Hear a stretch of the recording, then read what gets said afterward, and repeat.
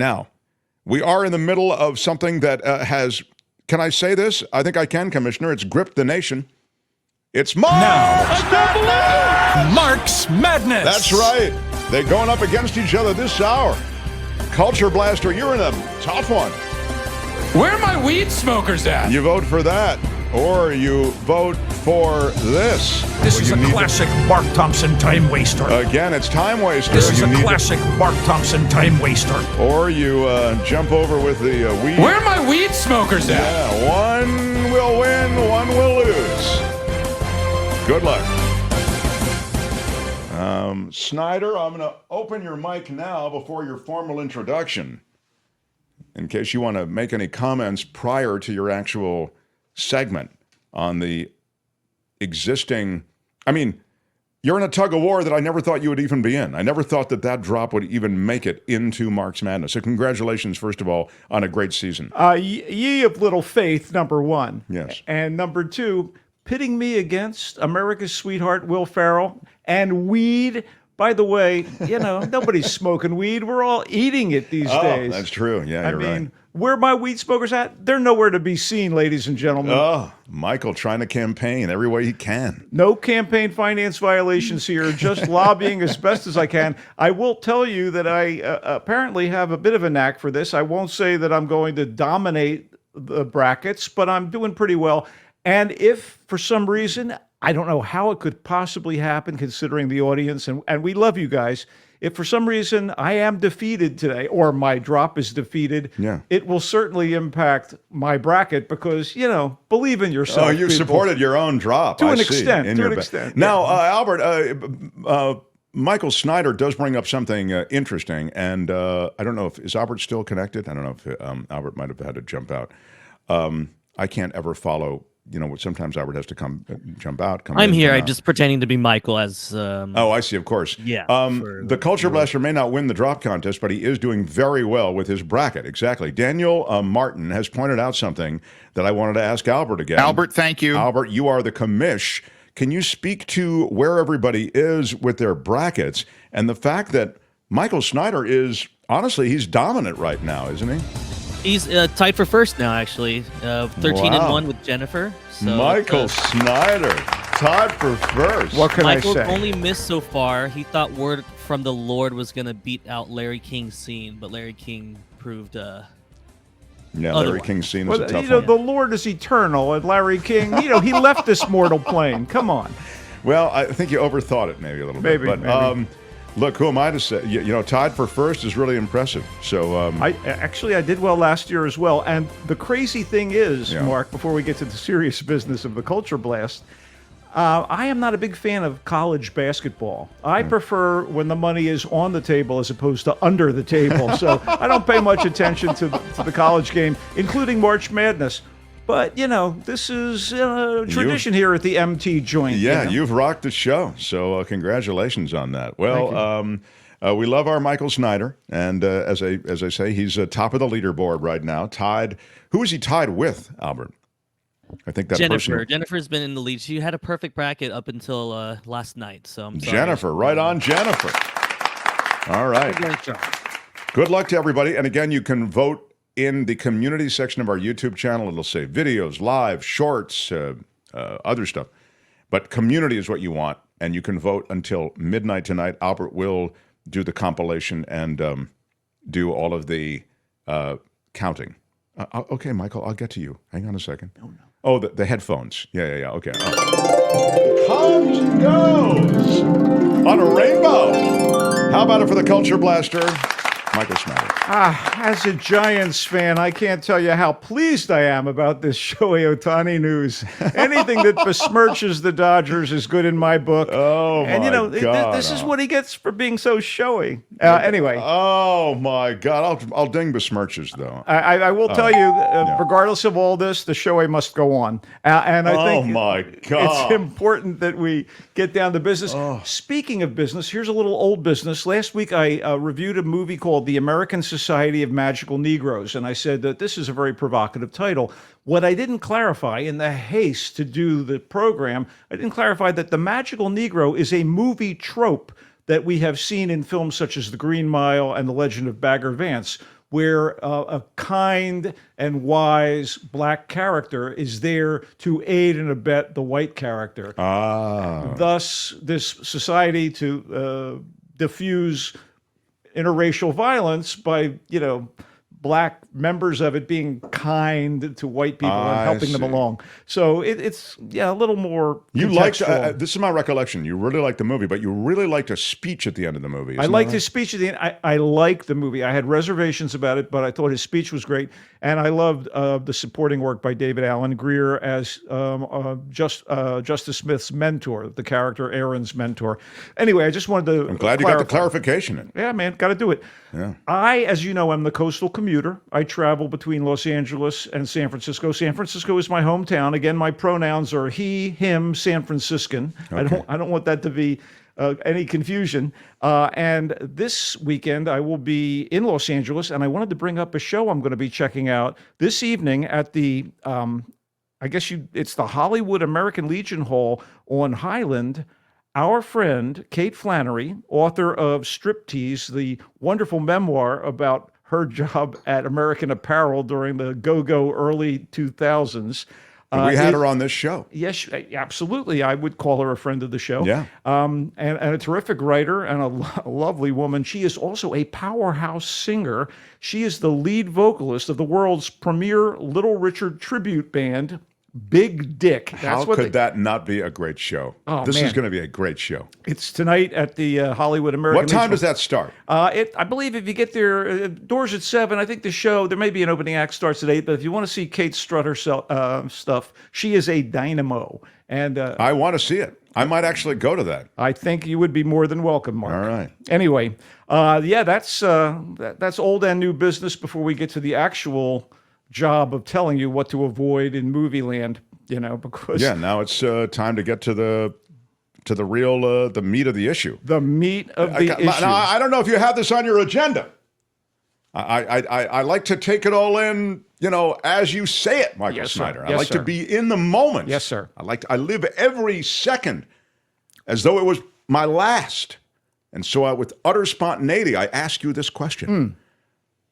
I've heard different things about Ghostbusters. Are you going to review the new Ghostbusters movie? Well, this now franchise has been in existence since the landmark year 1984. Wow. And I'm just going to say that it's my lead review, Mark. Oh, the new love it. Ghostbusters I movie, love it. picking up 2 years after a pretty damned good reboot / sequel, Ghostbusters Afterlife. Ghostbusters Frozen Empire brings together the previous film's principal characters, the Spengler family. Oh, that's pretty cool. These guys are the spawn of an original Ghostbuster from the beloved first movie in the franchise, the dearly departed in the movies and in real life Egan Spengler, played by the late Harold Ramis, who was a creative force behind the original Ghostbusters. There's also Mom Spengler's boyfriend, Gary, their allies, some classic ghosts, previously unseen ghosts, and ghost-adjacent newbies, and the surviving primary cast members of those earlier installments. By the way, no sign of the women from the female Ghostbusters reboot of a few years ago. The less said about that, the better. The result here is a too-crowded affair that's long on fan service and short on laughs. Oh, There's supposed to be a who's that? Paul Rudd in the poster that I see? Yeah, absolutely. I Who won't else? blame the Timothy cast. Chalamet's in it? No, it's the new Timothy Chalamet. No, it's the kid Finn Wolfhard from Stranger Things. Oh, of course. He Okay. plays Callie Spengler's son, I guess. Yeah. Anyway, let me just clarify here. I'm not going to blame the cast for the issues here, but and I'm going to admit, like, their brief and emotionally resonant appearance in Afterlife, it's initially great to see old hands Dan Aykroyd as proto-Ghostbuster Ray Stantz, Ernie Hudson as his colleague Winston Zeddemore, and in what amounts to little more than a cameo, Bill Murray as Dr. Peter Venkman, all three surviving members of the cast. And I got to say, you also get Annie Potts, who was their secretary in the original movies, and she's back here now a full-fledged Buster. But they are all secondary to Afterlife's Carrie Coon. Love her in The Gilded Age on HBO. She plays Mom Callie Spengler, Paul Rudd is back as Callie's boyfriend, Gary, who's like a high school teacher. Finn Wolfhard from Stranger Things as Callie's son, Trevor. And McKenna Grace as Callie's daughter, Phoebe. Brainy little Phoebe. And she seriously looks like she could be the granddaughter of Harold Ramis as Egon Spengler. So the plot, such as it is, concerns the Spenglers, ex-Midwesterners, now having moved to New York City, and the Ghostbusters vintage firehouse headquarters at the behest of the now wealthy Winston. And he brings them there to fight the spectral nuisances that have begun to plague the Big Apple once again, like they did in the original Ghostbusters films. So they're careening around Manhattan in the classic Ghostbusters ambulance. They're sucking rogue ghosts into their proton packs and imprisoning them back at the HQ while leaving a swath of destruction in their wake that the mayor isn't taking too kindly to. Yeah, that would be a rough... Behest is a ding word. Yeah. Right? So Slimer, the Stay Puft Mini Marshmallow Brigade, other fun-loving creatures are back, but an ancient, more sinister ghost lurks within an artifact, and if unleashed, he's going to bring eternal winter to the world. Oh, no. It's not a spoiler alert to say that the temperature is going to drop. This thing is called Frozen Empire, right? Yeah. No big bad, no action. Anyway, in short order, this menace brings Kumail Nanjiani from Silicon Valley and Marvel's Eternals onto the scene as someone who may be the key to saving humanity from the deep freeze. And of course, Aykroyd's Ray, who owns an occult shop, and Murray's Peter, who's something of a paranormal expert, are enlisted by Hudson's Winston and the Spenglers to join the battle. Okay, the opening sequence shows promise, and these are all talented performers, but Frozen Empire tries to do so much, such as adding a new mythology to the franchise, and with so many characters vying for screen time, the performances seem diluted. I think Murray is in 3 scenes and maybe has 7 lines. I don't. As the surprise at the end of Afterlife, seeing these old hands and a computer-generated Ramis, very emotionally satisfying. And here they're given short shrift, and even at its most frenzied, Frozen Empire feels a little cranked out. And the watchword should be product, not inspiration. Quick family note, Jason Reitman, son of Ghostbusters director Ivan Reitman, directed and co-authored Afterlife and honored the original property. He also co-wrote Frozen Empire with its director Gil Keenan, so he shares some of the responsibility. If this makes dough, another sequel is almost assured. I just hope it's leaner, more cohesive, and funnier. Mark, before we move on to the next film, a song comes to mind. If there's something wrong with your screenplay, bub, who you going to call? Script doctors. Where the hell were those guys? Anyway, Ghostbusters Frozen Empire's in theaters. Yeah, you felt that the script needed to work, huh? It's tough when you're trying to pack all of those appearances, cameos, and others into... Absolutely. And there's a female ghost that Phoebe's character meets, and there's like the 2 kids from the prior film. They shoehorn them in just too much. Tom says cohesive. It's true. It's a ding word. Yeah, good catch. All right. Wait, I got a movie that I'm crazy about. Are you ready? And this is something I think you ought to see, despite the fact that it has, horror genre trappings. Okay.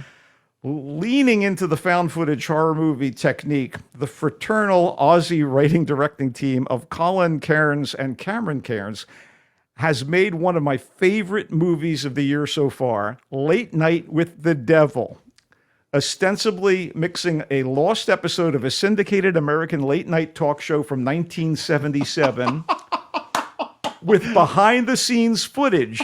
And the result is a sort of scary version of the Gary Shandling show. I love this premise. Oh, my God, it's brilliant. I mean this in the best possible way. Very Gary Shandling, but horror. Okay. I love it. The thing that I think you're going to love beyond the premise is that it is a stunningly accurate conjuring of a late-night talker of the era with a note-perfect approximation of the fatuous patter, the band, Fatuous. the sets, the art direction, the broadcast title cards, and the video quality, including aspect ratio and, video artifacts. So all that's on screen. Oh, that's great. And it's slyly amusing when it isn't freaking you out. So here's the situation. Jack Delroy, played by David Dastmalchian of the Suicide Squad and Oppenheimer. That's an alpha and omega there. Yeah. He's the ambitious and smarmy host of Night Owls, and professionally and personally frustrated by being continually beaten in the ratings by Johnny Carson. So after the tragic death of Jack's wife, the ratings for Night Owls have gotten worse. He decides to pull out all the stops for the show's Halloween episode by bringing on the young survivor of a satanic cult, her psychologist, who swears the girl is demonically possessed, and a smug debunker of the paranormal. And there's also like a mentalist, like Criswell, like one of those guys. Oh, yeah, of course. Sure. They bring that guy out. So, Kreskin. Yeah, like Kreskin or Criswell. Both of them were like beloved on talk shows. Yeah. All right, the resulting program, as we see on screen, seems to be going where you presume it's going to go until it overturns more than a few of the expectations you might have. And that's even if you're a gore-loving horror movie fan. And all the while, the filmmakers do a bang-up job of recreating that whole television studio with a live audience scene, with Dastmalchian nailing Jack, whether pandering for approval from the crowd, kissing a guest's ass. The meaning is obsequious sidekick. Hit the ding word.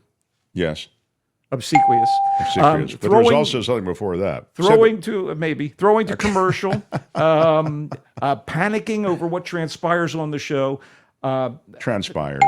Dastmalchian and the rest of the cast and the Cairns brothers absolutely slayed with this. In short, I was blown away by Late Night with the Devil. You know, it was almost as frightening as Colbert and Seth Meyers making me laugh about the horror of Donald Trump every night. What is the horror? It's gory or something, or what? There are moments, but I'm just saying. The gore doesn't really bother me. No, it's no. that intense cruelty and that torture stuff. I can't take that. It's not man. cruelty. This is a horror movie. Okay. If you were able to sit through the original Exorcist, this will be like nothing. Okay. This will be a walk in the park with a hatchet. Was The Exorcist a good starter horror movie for me? I think if that was your experience, yes. Okay. Anyway, this is good. Late Night. Where can I see this? Late Night with the Devil. It's in theaters, but it will be streaming on Shudder in a number of weeks. If you're on Shudder. Shudder, SHUDDER.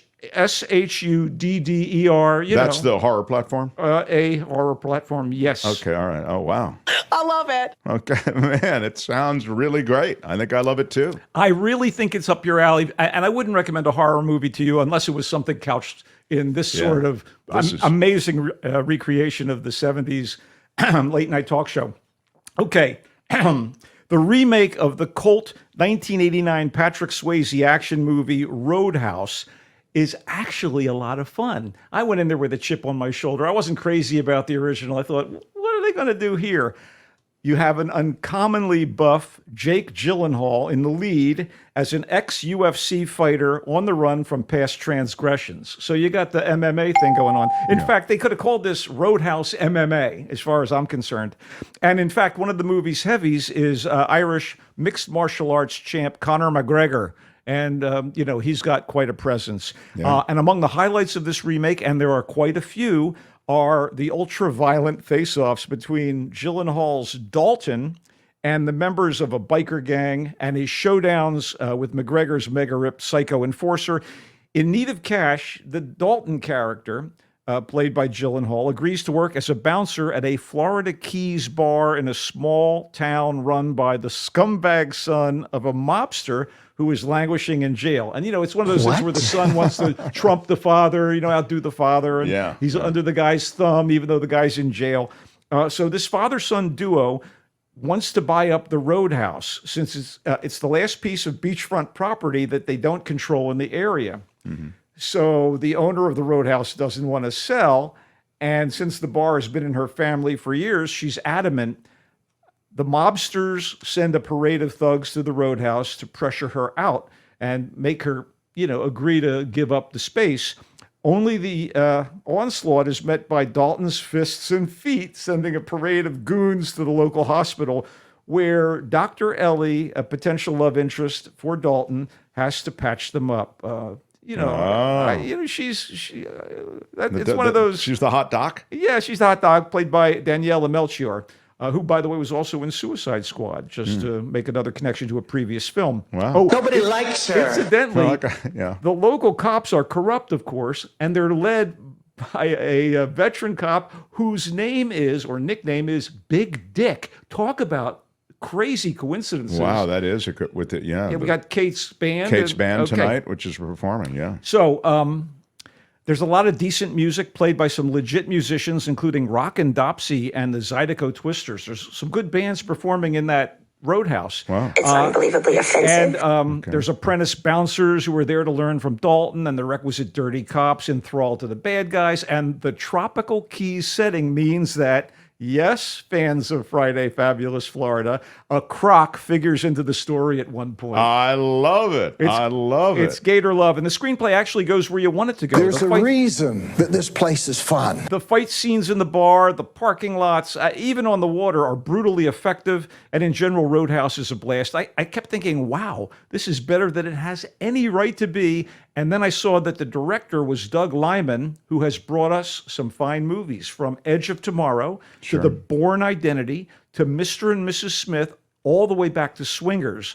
I mean, Liman brought the flair, and Gyllenhaal brought the heat to Roadhouse, and it rocked. And it's on Amazon Prime Video. It's not even in theaters. Wow, that's great. Never have to leave your couch to see that hunk that is Jake Gyllenhaal handle those other hunky people who try to out-hunk him. Yeah, it's a It's a hunk off. It's a hunkathon. I really am excited about this. Put up your pants, my man. Pull up those pants. Let's do a couple of quick shorts before we head out. All right. Sleeping Dogs is a crime drama and a mystery, and it had many of the ingredients that I like in a film noir thriller, including an anti-heroic lead played by a solid character actor. In this case, Russell Crowe. Wow. As an ex-police detective dealing with Alzheimer's, undergoing a radical new treatment, and then thrust into reassessing a murder conviction from years back as his memory comes and goes. Wow, that's actually a really cool premise. The premise is terrific. Depending on what the ex-cop discovers, he could possibly save the life of a man on death row. Wow. The science is ridiculous. There are also shady suspects, including a femme fatale played by one of my movie and TV sweethearts, Karen Gillan, from Guardians of the Galaxy and a Doctor Who companion back in the day, and an unscrupulous academic played by Martin Sokas. Plus, a weird man caught up in a romantic obsession, the detective's former partner on the force whose morals are in question, and so on. But for all the possibilities in the setup and all the potentially engrossing elements, Sleeping Dogs performs no new tricks. It just lopes from scene to scene, then stops in its tracks for a bit before moving forward again. And by the end, you're neither surprised nor enlightened by what you've just watched. Well, that's too bad. So it kind of fizzles. Yeah, it's in theaters, Sleeping Dogs, and we have a Bay Area connection to this last thing, and I'll just briefly say how much I enjoyed it and how informative it was. While kind of skirting being lurid, Carol Doda topless at the Condor. I'll ding lurid. Yep. Is a documentary starting at the beginning of Doda's career as a waitress at the Condor Club at the corner of Broadway and Columbus in San Francisco. Still there, I think. Well, her image is still there, but she, of course, is. Well, no, she's gone, of course. Gone. But I'm just saying that the Condor Club is still there. So she becomes an absolute firestorm, one of the biggest tourist attractions in San Francisco, when she agrees. She always was dancing as a cocktail waitress, and she actually decides to get up on a piano and shimmy, and soon she's taken off her top because Rudy Gernrich has invented the monokini, which is the topless swimsuit. And so that becomes a thing, and they start testing the limits of San Francisco law, what the police department is going to do in terms of shutting down these massively popular clubs at the time on Broadway. Right. And we see changes in America's morality. We see the flowering of the bohemian lifestyle reaching a new level from beatniks to hippies in the 60s. There's all this great found footage. There are interviews with Doda. And, directors Marlo McKenzie and Jonathan Parker have made an amazing time capsule of Doda's life as a performer, with a little bit of a hint here and there about her earlier life, which is kind of shrouded in a bit of mystery, but also the impact that she had on the culture, and what ended up happening to her when the topless dance craze kind of died out. And this actually could be really great, especially if you've been in and around San Francisco at all during the time she was there, and she was there for a long time. there's so much great footage from North Beach, and as a homeboy, I was I was loving every second of it. There's archival stuff from local broadcasts, from KRON and other various television stations. There are interviews with her. Father Miles Riley, who was he was a minister who actually was a broadcaster, a charming, handsome, like hippie priest, if you will. He's interviewing her at one point. I did enjoy most everything about Carol Dota, Topless at the Condor. It is in theaters in the Bay Area, Los Angeles, and New York, and it's going to be fun to watch on video. I'm really excited to see it. I'll tell you, for those who don't know, I mean, who might not have been to San Francisco or not familiar with this area, so this thing, this club, the Condor Club, is on the corner of North Beach, as Michael had said. And at the time, and there's still a couple of them now, but at the time, there were, of course, long ago, there were guys in coats and ties who were there at that place. Oh, yeah. Okay, it was like one of those places. But when I was there in San Francisco in the 80s, there were a bunch of other clubs that are like these adult clubs with dancers like Carol Dota there, right? And I'll never forget. And they have these guys out front, okay? So you have to imagine like this row of these places. Maybe there are 4 on one side of the street and there's 6 on the other side of the street. And you're walking past them, they've got the lights that are going around and the neon or whatever it is. They're just trying to get you to come in because the cover charge is, high. They are essentially barkers. Yeah, so they've got these guys out on the street. There's one right there. So there's a talent to being those barkers, to being on the street. And the guy said to me, I'll never forget, I'm walking with a buddy of mine, West North Beach, we're walking to the car or whatever after dinner, and he says, "Hello, gentlemen. Want to see something really obscene?" Nice. They would say all this outrageous stuff to try to get you to come in. Well, there are interviews with surviving dancers that were her colleagues and who were convinced to also go topless at the time. And there's a whole section about her willingness to have her breasts enlarged and what that ended up being problematic. And at the same time, attention grabbing. And also, the sidebar is at the time that she was on the rise, Lenny Bruce was playing clubs and getting busted for obscenity, the famous groundbreaking comedian and an orator. And it's just a pretty fascinating stuff from beginning to end. That's really great. I look forward to that. She was a Bay Area kid. She was born in Vallejo. Yeah. So anyway, I'm excited to see that. All right, a quick review of what you've heard from the Great Culture Blaster. You've heard that this Carol Dota, Topless at the Condor, is really great, filled with San Francisco history and the history of really being a free speech advocate in your own way as a topless dancer at a time when limits were being tested. That's in theaters now, but it'll be streaming soon. Sleeping Dogs is the Russell Crowe, I think, super intriguing detective or law enforcement guy who's called back in to a case that he'd originally had a take on, that he might have new takes on, even as he himself is engulfed by Alzheimer's. That is in theaters. Michael did like the premise, but he felt that it failed ultimately as a film in holding together and being something that was enjoyable. Roadhouse is the Jake Gyllenhaal offering. Look at that handsome hunk. Jake Gyllenhaal, can't get enough of him. Girl, you just woo. That's right. Man. The gall of Gyllenhaal. Jake Gyllenhaal actually had the cojones to remake a Patrick Swayze cult classic. It is, but don't you think Kim is muted? But she's come back on to say, I'm sure she likes. I was just going to say, I understand he's really ripped in this movie. Like, he's been working out nonstop or something. Mm-hmm. Kim, he actually played a boxer, believably, in a previous film. And here, you buy him as an MMA guy. And in fact, the fight scenes are first rate. And Conor McGregor and Jake Gyllenhaal, that's the prize I never thought I wanted out of my movies. And man, they're just pounding the hell out of one another. And I don't mean it, No, I get what you're saying. Good morning. What? Yeah, Put up your pants, my man. Pull up those pants. Anyway, that is Jake Gyllenhaal in Roadhouse. That is on Amazon Prime, so you can, sketch out about Jake Gyllenhaal on your own couch. Yeah, this is not Oscar material. This is just a lot of fun. It's an indulgence. with your iron rod. Yeah, you can smash it right there in the privacy of your own home. Now, Late Night with the Devil is the horror film that Michael really likes. It is a blend between a late-night talk show and talk show host and basically the occult, which creates one of those lost episodes that we're never supposed to see, and someone unearths it along with behind-the-scenes footage.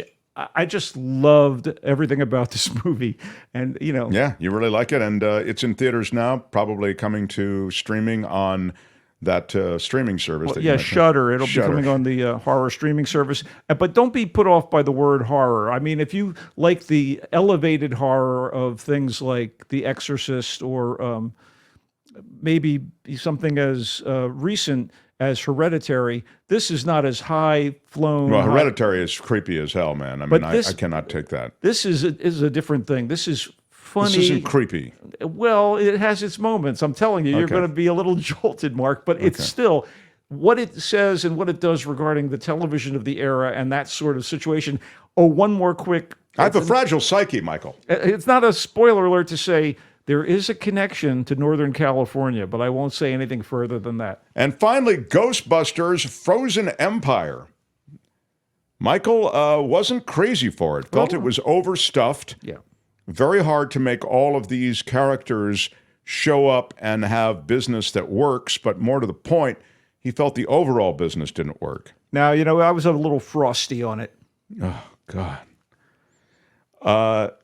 I'm seeing why your drop isn't winning now. Wait, come on now. Yeah. Let's not make this a popularity contest. Everything is going extremely well. All right. So he says, honestly, Ghostbusters Frozen Empire is missable. Let me ask you something, though. If I wanted to go see it, even though I'm, obviously taking stock of your review, do I need to have seen the last one? Yeah, because it's better. Frankly, it's a good movie. This is just, product. Find Michael Snyder in where, Michael? Where are you being published now? I am currently for one more week. You've gotten a lot of offers, I know, from other rags that want you to come over and work for them. One more week at the Marina Times. You can read my piece on flavors and tastes in their current issue, all about the sense memory of taste, and it's one of those things which you just have to read it to get it. Yeah. And then Fantastic. I am moving to a new publication starting at the beginning of April, and I'm really happy and excited about Voice of San Francisco. I love it. Voice of San Francisco, yeah. So we're going to be able to help you promote that, and you're going to do very well there. And I'm excited that you're moving. I'll be doing better than my drop, probably. The drop that Michael is talking about is... This is a classic Mark Thompson time waster. It's time waster. It has 31% of the vote. Sadly, the drop with 68% of the vote is... Where are my weed smokers at? So right now you vote for... Where are my weed smokers at? Or Michael's drop is the... This is a classic Mark Thompson time waster. So 68% to 31%. It's not, anything could happen. You're voting till midnight tonight in the community section of our YouTube I just want to channel. say over and over again how much I love our audience. I love you all, no matter how you vote. But don't pander to the audience. No, I love them no matter how they vote. He comes and goes on a rainbow. Bye-bye, Michael. Go Giants. We've got a chance to make some noise this year. You do. You do. Hi, it's Mark, and I thought that was great. Hit the notification bell. You'll know whenever there's a new video being dropped, and please subscribe to our channel to help us save the universe.